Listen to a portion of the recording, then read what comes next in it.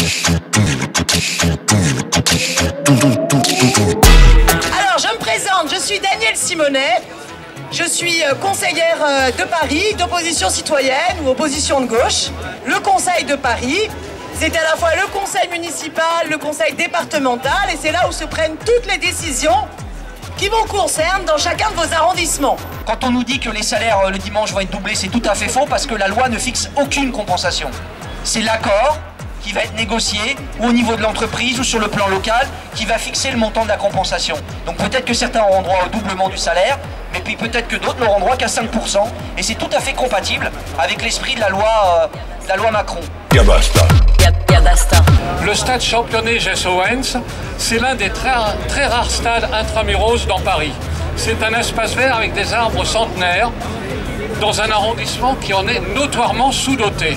La mairie de Paris a prévu, dans cette fameuse délibération adoptée le 29 juin de manière totalement subreptice, elle a prévu, malgré l'opposition de la population du quartier qui se manifestait déjà et de certains élus, de l'amputer pour y construire des immeubles. Quand on a un des rares espaces verts du quartier La Chapelle, à côté de la rue Marx d'Ormois, qui est une rue extrêmement passante, voilà, et comme par hasard, c'est toujours dans ce type de quartier du 18e arrondissement qui veulent construire et densifier alors que c'est déjà extrêmement dense, plutôt que dans certaines parties où le foncier coûte plus cher. J'ai donc évidemment vécu la dégradation très très grave et sérieuse des conditions de travail des marchands de journaux à Paris.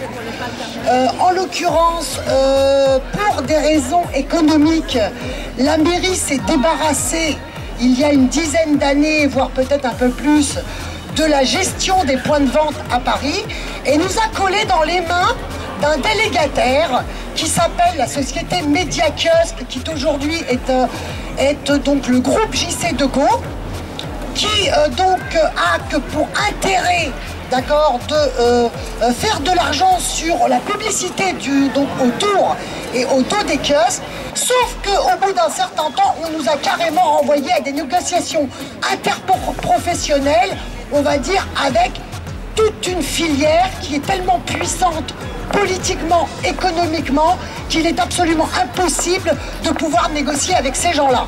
En France, il ne devrait pas y avoir un seul pauvre, une seule personne qui a froid et une seule personne qui dort dehors. On est un pays incroyablement riche. Il suffit de voyager à l'étranger pour se rendre compte dans d'autres pays aussi comment la condition de la femme c'est incroyable. Le refus de tenir ses engagements, c'est intolérable, c'est inadmissible, ça s'appelle de la trahison de la parole donnée et c'est ce qu'il y a de pire humainement et en politique. Merci de votre attention et de votre mobilisation.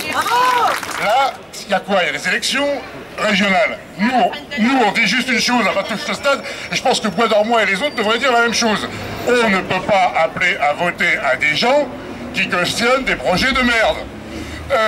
Et qui ne réfléchissent pas avec les gens, et qui ont fait dans l'illustration de Bois d'Ormois et dans l'illustration de Stade Championnet, l'illustration que la démocratie participative, ils ne connaissent pas, ils s'en foutent.